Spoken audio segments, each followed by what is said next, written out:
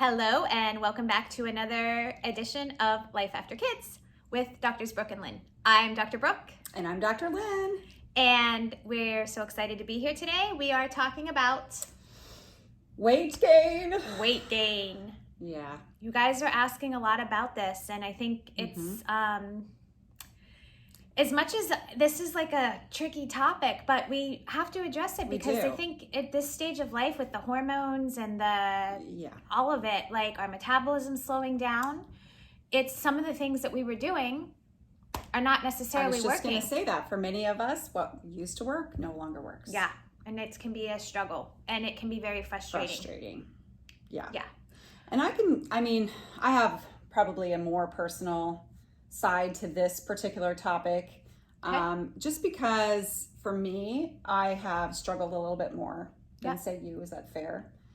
With that, and I just feel like, in one way it's been good because I have literally tried everything so that I can better help my clients. And then on the other hand, it's just learning how different people are, their, like you said, metabolism. We've got thyroid hormones in there that influence our weight and metabolism.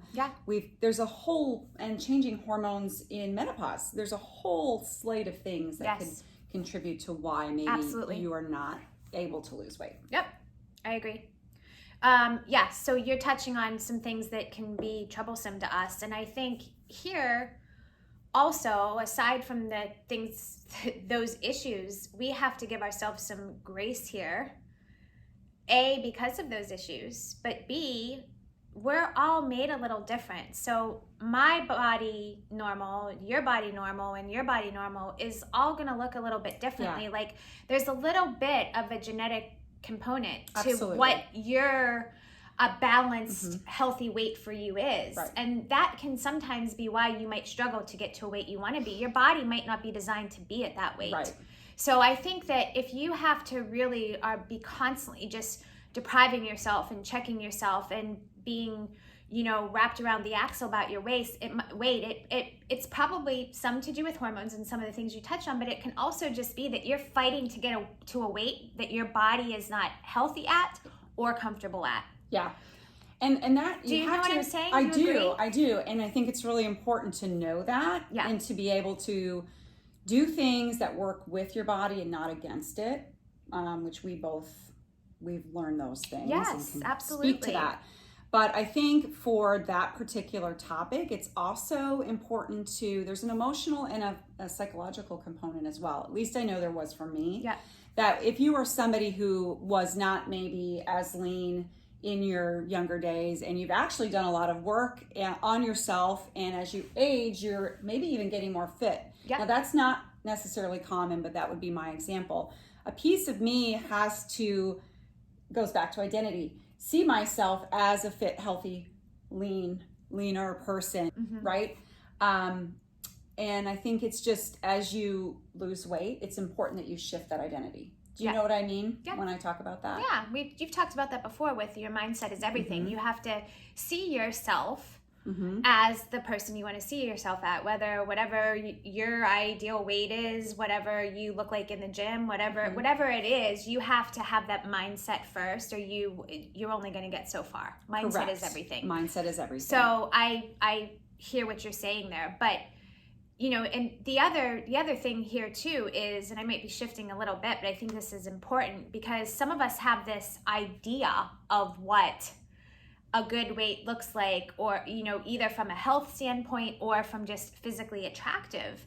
And here's the thing, you got to take a step away from that and forget it, because there are plenty of women who you might see that are thin and you may think are gorgeous, but they're not sick healthy and not healthy because either A, there's somebody that's wired to eat all the junk and just have a great metabolism and still have a great metabolism. Which we think is a blessing, but it can be a curse in terms of health as we age. Because we're trying to, set ourselves up to live 100 years, and that's not going to get us there. Yeah. So I think, and to your point there is that your weight doesn't necessarily tell you anything about your health. And so it all, again, has to start from take the conversation away from your physical How you appearance look. and and it's about how you feel and your health on the inside. And that's where it should start. Yeah, so it shifts to energy. Do you have Yes. the energy to do what you want to do and feel the way that you want to feel all day? Yes. Yeah.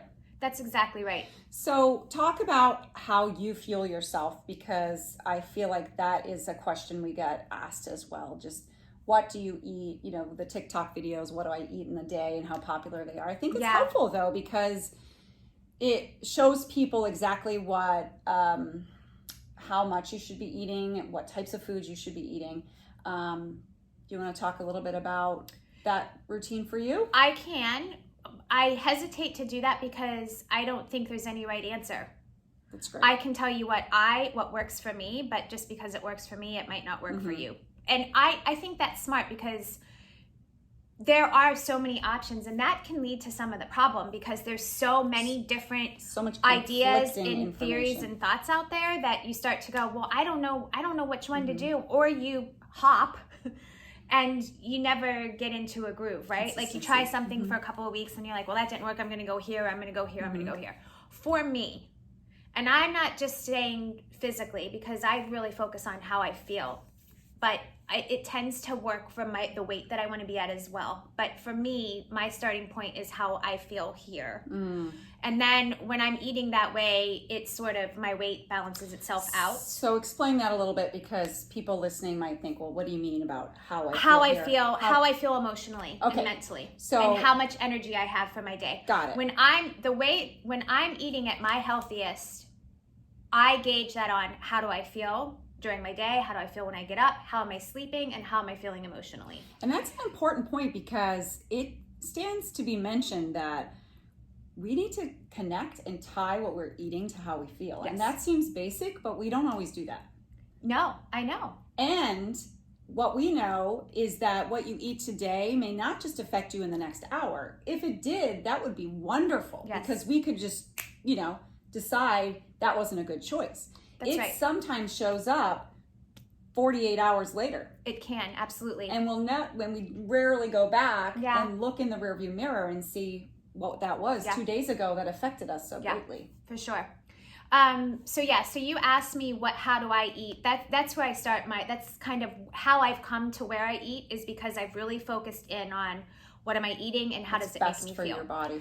And then what I found is that when I'm eating that way that makes me feel my best, my weight settles in right where I want it to be. So for me, my general rule of thumb is that I have to keep my carbs low.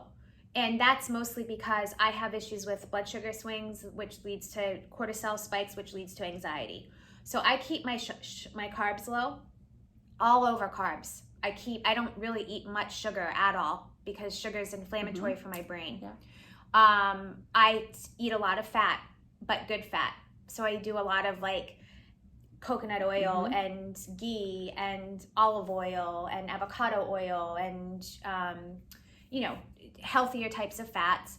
And then that's probably my focus. And then protein, good clean protein. And then a lot of vegetables and sparse fruits. But I do eat, I don't want to say I don't eat any carbs, but my carbs typically come from sweet potatoes, a variety of squashes, and then my fruits when I have them. I like plantains. I love plantain chips. I'm a salty, crunchy person. I'd rather have that any day of the week over a sweet. So that's kind of what I found works for me. For me, I've been through the gamut of all the things. And I've done a lot of fasting recently. I know that that's a really, trendy topic to talk about, intermittent fasting. And I have a lot to say about fasting. I think it can be, it can really help in certain situations, especially health-wise, because it does give your body a break to focus in on regenerating itself, cleaning up dead and dying cells with that autophagy, which is that phenomenon of if you do not have, the body does not have food, after a period of hours, it will actually go in looking for dead and dying cells, damaged mitochondria, which are the energy factories of our cells, and eat that first. So it's a very cool interesting concept, and a lot of people are using it as a life hack and a health hack. I have implemented it, as I've said, and I just have come to know that for women it's trickier to do more fasting, and so I have to really watch that and balance it. So I've got a pretty good formula down for that for me.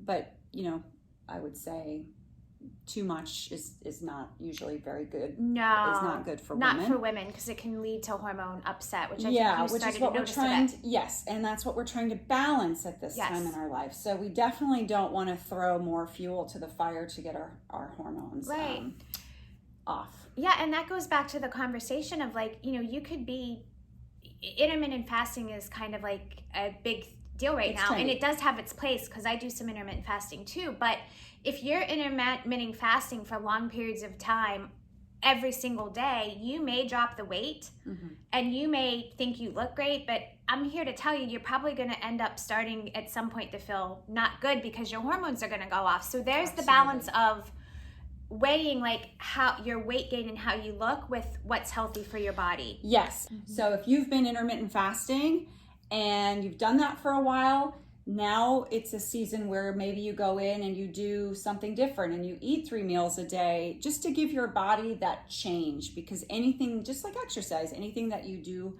for too long, your body will build up a tolerance to it and the effectiveness of it will be reduced. Yeah, I think these are all great points that are there's a lot to unpack there. Totally. I think the point of it is eat to fuel your body. Yes. Such a simple concept, and if going back to some of the other topics we talk about with emotional health, many of us are stress eaters. There's those things, so we need to be managing our stress, and it all ties into that concept of maintaining our weight.